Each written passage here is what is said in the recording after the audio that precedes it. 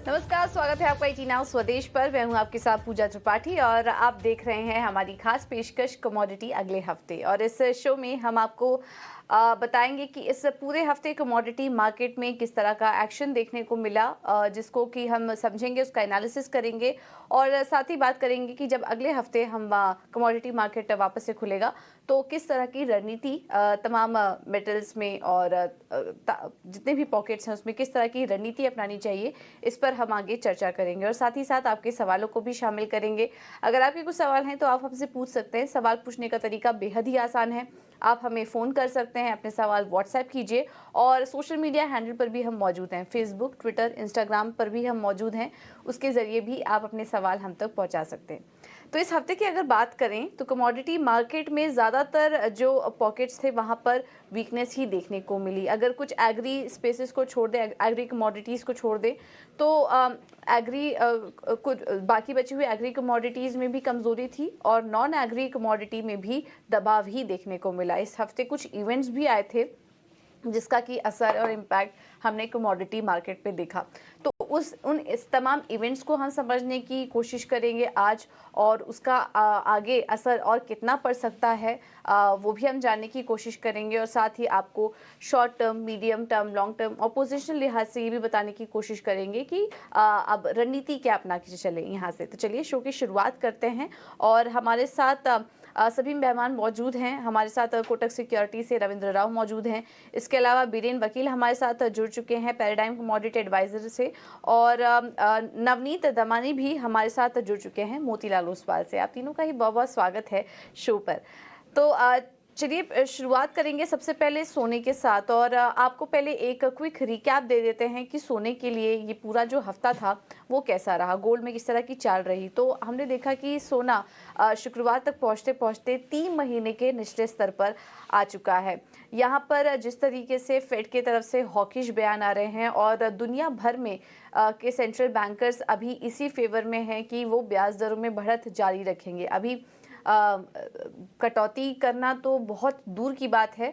हो सकता है बीच बीच में डेटा को देखते हुए वो पॉज करने का निर्णय ले ले, लेकिन बढ़त वो जारी रखेंगे जब तक महंगाई उनके तय लक्ष्य के पास नहीं आ सकती है। ये ना कि सिर्फ फेड का कहना था, बल्कि जितने भी सेंट्रल बैंक और उनके तरफ से जो कदम इस वक्त वो ले रहे हैं ब्याज दरों को लेकर, वहाँ से भी कहीं ना कहीं यही इंडिकेट हुआ। बीओई ने भी अभी 25 बेसिस पॉइंट के हमारा अनुमान था, उसके सामने 50 बेसिस पॉइंट की बढ़ोतरी कर दी थी।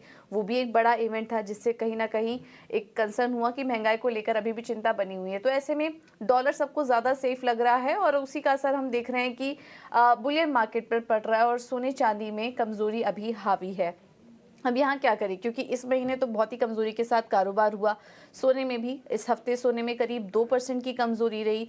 दायरे की बात करें तो 58,000 से 59,400 के दायरे में सोना कारोबार करता हुआ नजर आया। पावेल के बयान के बाद हमने देखा कि सोने में यहाँ पर गिरावट दर्ज हुई है। और चांदी की भी बात करें तो चांदी में भी इस पूरे हफ्ते 6.5% की गिरावट दिखी।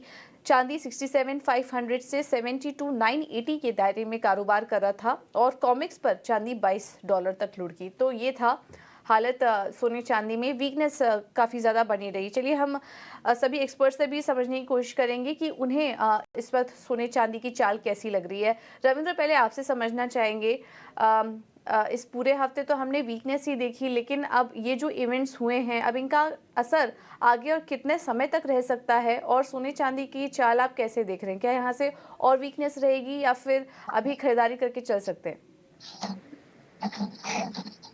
देखिए, मार्केट बहुत डायनेमिक रहेगा क्योंकि आपने फेड चेयर को भी बोलते हुए सुना होगा कि उन्होंने कहा है कि it will B data specific. उन्होंने ये भी कहा है कि आगे जाके शायद से 2 रेट हाइक और करने पड़ेंगे।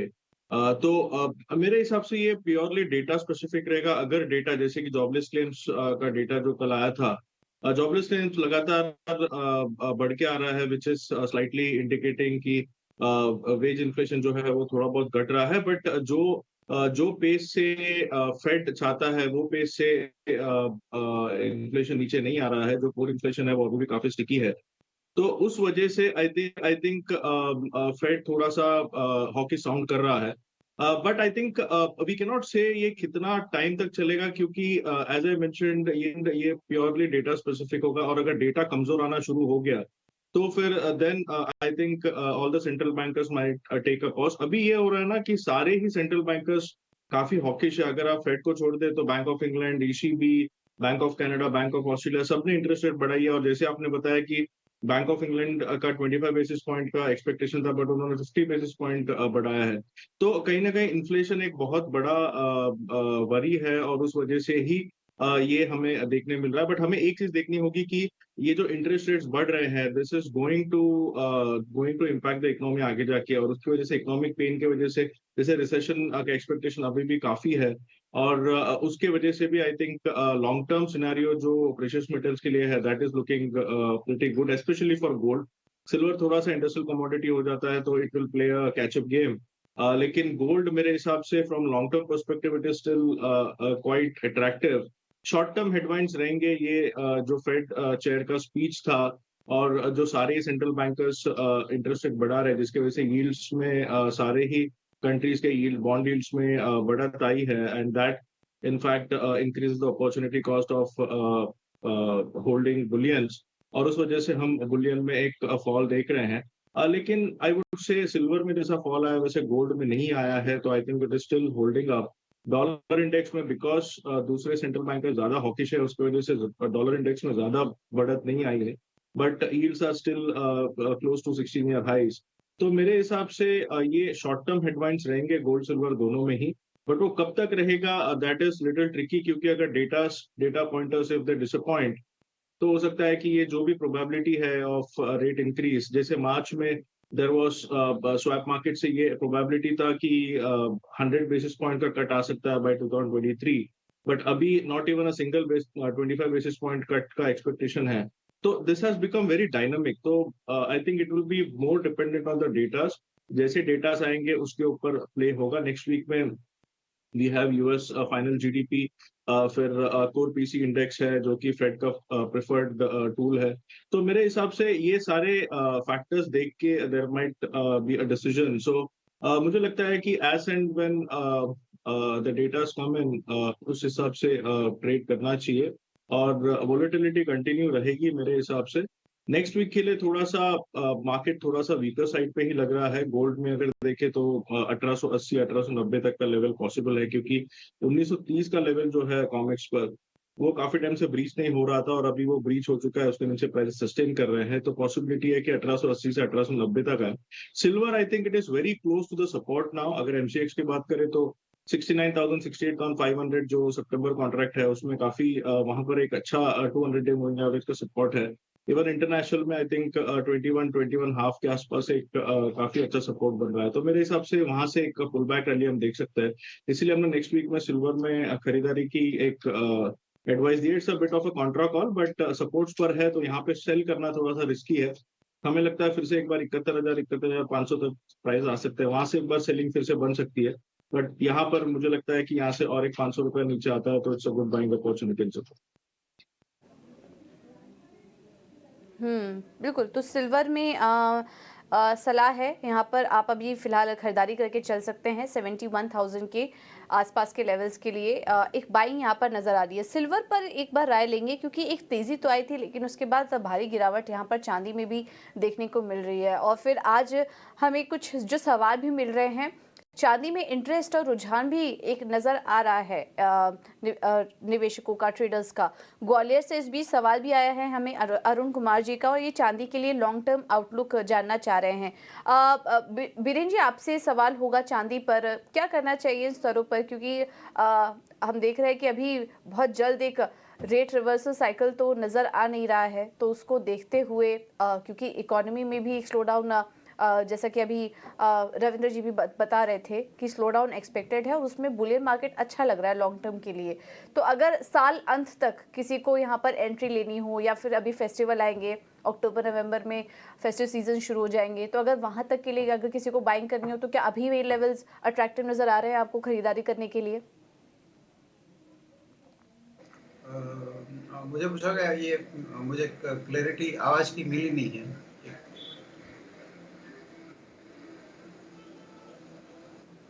वीरेन जी, आपको आवाज आ रही है मेरी? हाँ, आ गई है।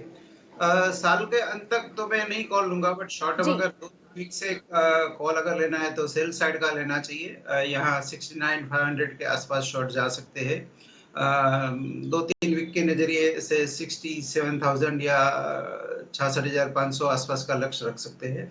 स्टॉप लॉस 70,000 का या 70,200 का होना चाहिए। शॉर्ट टर्म आउटलुक बेरिश है इसका। चलिए, शॉर्ट टर्म आउटलुक तो बेरिश है। लेकिन नवनीत जी, फिर आपसे सवाल होगा, आपका लॉन्ग टर्म व्यू क्या बन रहा है चांदी पर? क्योंकि काफ़ी सारे दर्शक हैं जो कि सवाल पूछ रहे हैं कि लॉन्ग टर्म के लिए अभी क्या एंट्री लेना चांदी में सही होगा, तो आप उनको क्या सजेस्ट करेंगे? क्योंकि अरुण कुमार जी का ये सवाल आया था। क्या सजेस्ट करेंगे आप? चांदी पर क्या व्यू बन रहा है? वेल, देखने वाली बात यह है कि चांदी में करीब-करीब 50,000 से लेके 78,000 रुपए हमने एक नॉन स्टॉप रैली देखी थी। करीब-करीब 45-50% के आसपास के गेन्स देखे थे चांदी में हुँ। Non stop. और कोई ऐसे ड्राइविंग फंडामेंटल फैक्टर नहीं थे कि जो चांदी को उस वक़्त काफ़ी सपोर्टिव वे में सपोर्ट करते हुए नज़र आ रहे थे। रुझान ये था कि कहीं न कहीं फेड की रेट जो है वो टेपर होने लगी, साल के अंत तक रेट कट की पॉसिबिलिटी अराइज़ होने लगी। बट लास्ट कुछ दिनों में हमने एक चेंज ऑफ स्टांस देखा है फेड की तरफ से भी, जहाँ पे रेट कट की तो पॉसिबिलिटी छोड़िए, 2 रेट हाइक पॉसिबिलिटी भी अराइज़ हो चुकी है। तो आने वाले समय में फेड का क्या रुझान होगा, उसके चलते गोल्ड और सिल्वर में काफ़ी सारा असमंजस बना हुआ है। मेरे हिसाब से एक अच्छा हेल्दी करेक्शन हम प्राइसेज़ में ऑलरेडी देख चुके हैं। 78,000 से फॉल होते-होते करीब-करीब 15% नीचे है अभी, 67-68,000 के आसपास अवेलेबल है।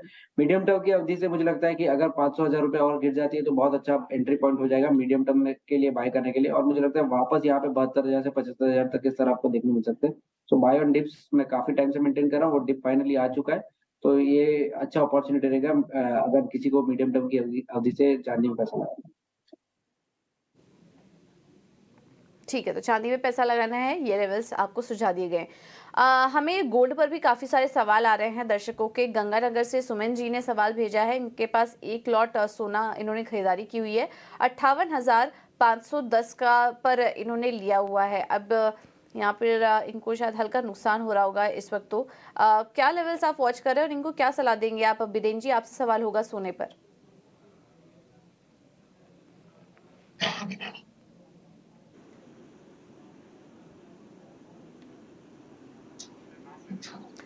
बिरेन जी, आपको आवाज आ रही है? एक सवाल आया है गोल्ड पर। गंगानगर से सुमन जी ने पूछा है, एक लॉट सोना है इनके पास और इन्होंने 58,510 पर लिया हुआ है। ये अगला टारगेट जानना चाह रही हैं, आप इनको क्या सलाह देंगे? टेम्पररी सोना भी दबाव में है, बट काफी ओवरसोल्ड है, तो हल्का सा बाउंस दे सकता है। यहाँ मेरे हिसाब से टेक्निकली ये 57,700 शायद होल्ड कर देगा। अपसाइड में जो इसकी रिकवरी बाउंस आएगी वो मे बी 58,800, 59,200, 300 आएगी, वहाँ एग्जिट कर लेना चाहिए। ऑलराइट, ठीक है। तो चलिए, ये तो राय हुई सोने चांदी पर। ढेर सारे सवाल हैं, लेकिन हमने काफ़ी चर्चा कर ली है सोने चांदी पर। मीडियम टर्म के लिए, शॉर्ट टर्म के लिए और लॉन्ग टर्म के लिए भी आउटलुक शेयर कर दिया आपसे, तो उसके अकॉर्डिंग आप निर्णय ले सकते हैं। और कुछ स्ट्रैटेजीज भी हमारे एनालिस्ट अभी बता रहे थे। अब बात करते हैं क्रूड की, और इसमें भी हमने देखा कि इस पूरे हफ्ते उतार चढ़ाव बना रहा, लेकिन हफ्ते की क्लोजिंग बेहद कमजोरी के साथ हुई। और इम्पैक्ट हमने यहाँ पर भी बैंक ऑफ इंग्लैंड के फैसले का देखा। ब्रेंट क्रूड में हमने देखा इस हफ्ते करीब 1.75% की कमजोरी देखने को मिली, और इस पूरे हफ्ते ब्रेंट नीचे की तरफ ही कारोबार कर रहा था और $72 के आसपास, $72 के आसपास का क्रूड ने निचला स्तर भी छुआ है। और एमसीएक्स क्रूड में करीब 4% तक की गिरावट यहाँ पर देखने को मिली है। अब आने वाले समय में यहाँ पर मैन्युफैक्चरिंग और सर्विसेज एक्टिविटीज़ अभी भी स्लो डाउन में है। चीन की तरफ से डेटा कुछ ज़्यादा एंकरेजिंग नहीं आ रहे हैं, और लेकिन यूएस क्रूड स्टॉक में 3.8 मिलियन बैरल की गिरावट आ चुकी है। तो यहाँ हम देख रहे हैं दोनों साइड के फैक्टर्स जो हैं वो कच्चे तेल के लिए हैं। लेकिन रविंद्र जी, आपसे समझना चाहेंगे कच्चे तेल पर इस वक्त हावी क्या हो रहा है, और क्या मौजूदा स्तर से आप और गिरावट देख रहे हैं कच्चे तेल में? जी, आई थिंक क्रूड ऑयल में अभी दो फैक्टर्स प्ले कर रहे हैं। एक तो जो चाइना स्लो डाउन को लेके है, जो एक्सपेक्टेशंस थी वो एक्सपेक्टेशंस मीट नहीं हुई है, और चाइना में हम कंटिन्यूस जो वहाँ पे मैन्युफैक्चरिंग एक्टिविटी स्लो डाउन देख रहे हैं। लेकिन चाइना से एक पॉजिटिव है कि वहाँ से थोड़ी बहुत स्टिमुलस का सहारा भी मिल रहा है, जिसकी वजह से क्रूड होल्ड किए हुए हैं।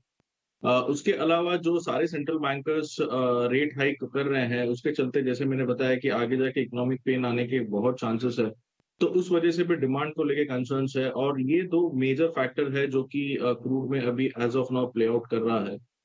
बट जो सपोर्टिव फैक्टर्स है उसके वजह से क्रूड में एक फ्लोर बना हुआ है $67 का। अगर डब्ल्यूटीआई देखें तो $67 के आसपास एक काफी अच्छा सपोर्ट है और अपसाइड अगर देखें तो $74 का रेजिस्टेंस है। पिछले वीक में मैंने कहा था कि ये रेंज, ये दायरे में ही ट्रेड करेगा क्रूड और वही दायरे में ट्रेड कर रहा है। This is the shortest range.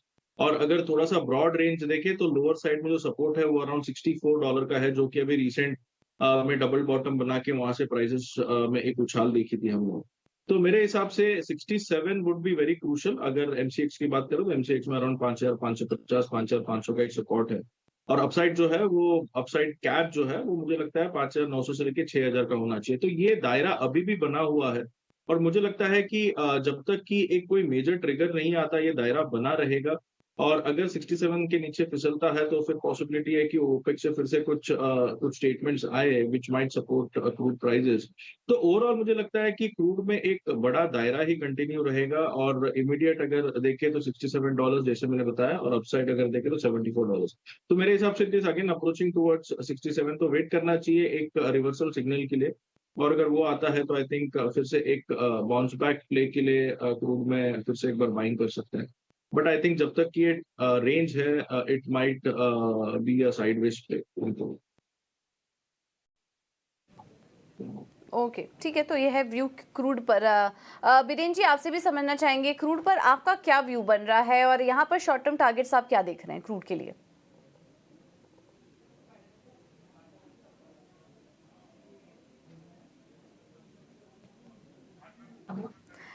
Biren जी, आपसे रिक्वेस्ट होगी अपना माइक अनम्यूट कर लीजिए। म्यूट ही है, मैं ट्राई करता हूँ। Hello, now I am audible. Hello जी जी, क्रूड पर आपसे व्यू जानना चाहेंगे। क्या व्यू बन रहा है आपका क्रूड पर? क्या शॉर्ट टर्म ट्रेड देख रहे हैं आप? डाउन साइड दिख रहा है यहाँ। यूरोप रिसेशन में ऑलरेडी एंटर हो गया है। आज का जो जर्मन डेटा है नियरली 50 के करीब है। चाइना में डीपर फैक्ट्री इन्फ्लेशन डीपर है, तो मैं समझता हूँ क्रूड शायद हम नाइमेक्स के तौर पे 65 66 देखेंगे। इंडियन टर्म्स में शायद 5300 5400 के आसपास जाना चाहिए। टेक्निकल और फंडामेंटल दोनों साइड से बेरिश लग रहा है। ठीक है। तो क्रूड में अभी दबाव और बढ़ सकता है। नवनीत जी, आपसे भी समझना चाहेंगे क्रूड में इस पूरे हफ्ते तो वीकनेस ही रही, अगले हफ्ते भी क्या लेवल्स आप वॉच करेंगे? जब अगले हफ्ते मार्केट खुलेगा, कमोडिटी मार्केट खुलेगा, तो कौन से लेवल तक क्रूड और गिर सकता है? लास्ट कुछ दिनों में हमने देखा है कि 70 एक बहुत अच्छा सपोर्ट जैसे एक्ट किया है क्रूड ऑयल प्राइसेस में, और फिलहाल इस हफ्ते को उसको ब्रीच करके 68 के आसपास क्रूड ऑयल प्राइसेस ट्रेड करते हुए दिख रहे हैं हम लोग WTI पे। अब जब तक 70 का प्राइस अब अपसाइड लेवल पे ब्रीच नहीं हो जाता, मुझे लगता है कैप जैसे एक्ट करेगा और यहाँ पे थोड़ा सा दबाव रह सकता है प्राइसिंग में, जो कि 67 या 67 के नीचे भी प्राइसेस को ले जा सकता है। ओवरऑल पिक्चर इतना खराब नहीं है टेक्निकल और फंडामेंटल फैक्टर्स में कि प्राइसेस बहुत नीचे आ जाए। यहाँ पे $62 या $60 तक के जो रुझान आने लग गए, मुझे नहीं लगता है कि वैसा कुछ माहौल अभी डेवलप होता हुआ नजर आ रहा है। बट टेक्निकल इंडिकेटर्स ये जरूर इंडिकेट कर रहे हैं कि 70 के नीचे आपको एक पॉसिबिलिटी है कि 67 66 के बीच में कहीं जाके सेटल हो गए प्राइसेस, यानी कि यहाँ से ₹100 की नरमी और देखने मिल सकती है आने वाले। ठीक है। तो ये है व्यू क्रूड पर और ₹100 की नरमी और यहाँ पर दिख सकती है। मेटल्स में भी आप देख रहे हैं कि इस पूरे हफ्ते गिरावट ही रही है। एल्यूमिनियम को छोड़ दें, जहाँ पर ओवरऑल अगर वीकली रिटर्न देखेंगे तो 5% की तेजी वहाँ पर रही है। बाकी सभी मेटल में कमजोरी ही आई है। कॉपर करीब 2% से ज़्यादा टूटा है। जिंक में 4% की गिरावट रही है और लेड में भी करीब करीब 1% से ज़्यादा की गिरावट इस बार दर्ज हुई है। रविंद्र जी, मेटल्स में अगर कहीं ट्रेड लेना हो तो क्या सलाह देंगे आप?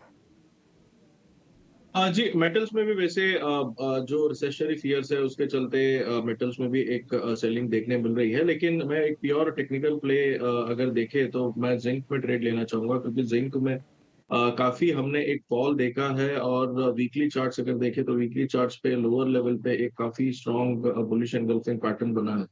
तो हमें लगता है कि जिंक में फिर से एक बार 230 235 तक के लेवल्स हम इजीली देख सकते हैं। इसका जो लो है अराउंड 204 का, उसका स्टॉप लॉस होना चाहिए।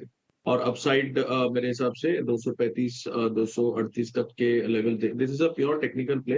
अगर फंडामेंटल देखें तो फंडामेंटल अभी भी कोई मेजर अपसाइड नहीं है, बट टेक्निकल इंडिकेटर्स नॉर्मली एक लीडिंग इंडिकेटर्स माना जाता है, और वो पहले इंडिकेट कर देता है कि मार्केट किस तरफ जा सकता है, तो न्यूज बाद में फ्लो हो सकता है। तो I think we might see some positive news coming in for zinc which might take it higher. तो मेरा जो टॉपिक होगा वो जिंक होगा, प्योरली ऑन द टेक्निकल।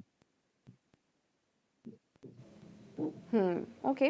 तो जिंक इस वक्त अच्छा नज़र आ रहा है, यहाँ पर आप नज़र रख सकते हैं। बिरेन, आप क्या सजेस्ट करेंगे बेस मेटल्स में? एल्युमिनियम में हमने देखा एल्युमिनियम को छोड़ दे तो बाकी सारे मेटल्स कमज़ोर ही रहे हैं। एल्युमिनियम पर भी अपना व्यू दीजिएगा, यहाँ पर आप और तेज़ी देख रहे हैं, और आपकी प्रेफर्ड बेट कौन सी होगी मेटल्स में? तो यहाँ थोड़ा डाउन साइड लग रहा है क्योंकि चाइना में काफी ओवर सप्लाई है। यहाँ कॉपर में शॉर्ट प्रेफर 725 के आसपास 732 के स्टॉप लॉस से डाउन साइड 710 से 12 का रहेगा। पोजिशनल कॉल है तो इसका 5-7 दिन का अवधि। ओके, ठीक है। चलिए, ये है व्यू मेटल्स पर। नेचुरल गैस पर भी कुछ सवाल हमें आ रहे हैं। हरियाणा से विकास ने भेजा है, नेचुरल गैस 2 लॉट इन्होंने खरीदा हुआ है 225 पर। ये जानना चाह रहे हैं कि इस पर क्या करें। और नेचुरल गैस में इस हफ्ते हमने देखा था कि हफ्ते भर में करीब करीब 1.5% से ज़्यादा की वीकनेस रही है। नवनीत, नेचुरल गैस में क्या कोई ट्रेड देख रहे हैं आप? वेल, लास्ट कुछ दिनों में हमने देखा नेचुरल गैस 220 और 202 ये रेंज में काफी दिनों से कारोबार करता हुआ नजर आ रहा है। आज के सत्र में करीब 210 के आसपास खुलने के बाद अभी 215-16 के आसपास चल रहा है। मुझे लगता है आज ऑप्शंस की एक्सपायरी है नेचुरल गैस के एमसीएक्स कॉन्ट्रैक्ट पे, और यहाँ पे शाम को सेशन में हमको एक अच्छा पॉजिटिव मोमेंटम देखने मिल सकता है। तो मैं 220 222 का फर्स्ट टारगेट रखता हूँ, और 222 के ऊपर अगर सस्टेनेबल ब्रेकआउट आता है तो 230 240 तक भी प्राइसेस जा सकते हैं। तो ओवरऑल मेरा बायस बाय एंड डिप का रहेगा नेचुरल गैस में, और जिनकी लॉन्ग पोजीशन है वो होल्ड कर सकते हैं अपना स्टॉप लॉस 27207 208 के आसपास मेंटेन करते हुए। ओके, ठीक है। तो ये है रणनीति नेचुरल गैस पर, खरीद के चले 220 के टारगेट के लिए। चलिए, कुछ एग्री कमोडिटीज पर बात करते हैं। और इस हफ्ते शानदार हफ्ता रहा ये मसालों के लिए। स्पेशली हफ्ते भर में जीरे में 10.5% का रिकॉर्ड तेजी रही, धनिया में 2% की तेजी, और हल्दी वायदा भी करीब 9% चला। रविंद्र, स्पाइसेस में तो शानदार तेजी रही है। आप अभी भी कहाँ नजर बनाए हुए हैं? क्या लग रहा है आपको, अगले हफ्ते क्या भी तेजी बरकरार रहेगी? मेरे हिसाब से जीरा और टर्मरिक में थोड़ा सा एक रेजिस्टेंस दिख रहा है, बट जीरे में भी मुझे लगता है कि एक पॉसिबिलिटी है अराउंड 56,000 तक के लेवल टेस्ट करने का, अगर मैं फीबो एक्सटेंशन देखता हूँ तो। और टर्मरिक की बात करें तो टर्मरिक में भी आई थिंक टर्मरिक में जो 100% एक्सटेंशन है उसका टारगेट तो हो चुका है 9,600 के आसपास। बट अगर ये 9,600 700 के ऊपर जाता है तो फिर 10,270 तक का भी लेवल हम इसमें देख सकते हैं। अगर ब्रीच नहीं करता तो फिर एक करेक्शन के लिए वेट करना चाहिए। जैसे कि अगर टर्मरिक की बात करें तो 8,700 8,800 का एक अच्छा जोन होगा बाइंग के लिए फिर से निचले लेवल्स पर। और अगर जीरे की बात करें तो जीरे में आई थिंक 49,760 का अभी एक स्ट्रॉन्ग सपोर्ट है। इसमें भी काफी वोलेटाइल है अभी कमोडिटी, लाइक इसका रेंज काफी बढ़ चुका है, तो मेरे हिसाब से थोड़ा सा करेक्टिव मूव के लिए वेट करना चाहिए। धनिया मेरे हिसाब से काफी अच्छा लग रहा है, क्योंकि धनिया में अभी तक जैसे टर्मरिक और जीरा में जो अपमूव आया है वैसे धनिया में हमने नहीं देखा। धनिया आई थिंक 6,500 550 का एक रेजिस्टेंस होल्ड करेगा। अगर वो निकल जाता है तो then I am seeing at least 500 to 600 points का move in dhaniya, which might take it to around 7,100 7,150। तो मेरे हिसाब से जीरा अभी टॉप में है, टर्मरिक टॉप में है, धनिया अभी भी लोअर लेवल्स पे है। तो आई वुड गो फॉर बेट इन धनिया, लोअर लेवल पे बाई करे। और 5,900 का इसमें सपोर्ट है, उसका स्टॉप लॉस मेंटेन करना चाहिए। एंड एनीवेयर बिटवीन मेरे हिसाब से 6,200 6,100 का लेवल एक अच्छा बाइंग जोन होगा। और 500 के ऊपर ब्रेकआउट आता है तो we might see a upside of around 600 to 700 points. Right. तो ये है व्यू मसालों पर, और हर एक कैटेगरी में आपको राय दे दी गई है। और इस बीच आईएमडी की तरफ से बयान भी आ रहा है, अगले 2 दिनों में मानसून छत्तीसगढ़ के और हिस्सों को कवर करेगा और मध्य प्रदेश में भी आ सकता है ये मानसून को लेकर अपडेट। चलिए फिलहाल इतनी ही चर्चा हम कर पाएंगे। आप तीनों ही गेस्ट का बहुत बहुत धन्यवाद। रविंद्र जी, बीरेन जी, नवनीत जी, आप तीनों का ही बहुत बहुत शुक्रिया समय देने के लिए और इस चर्चा में भाग लेने के लिए। चलिए फिलहाल इस बुलेटिन में इतना ही, लेकिन आप बने रहिए ET नाउ स्वदेश के साथ। खबरों का सिलसिला आगे भी जारी रहेगा। नमस्कार।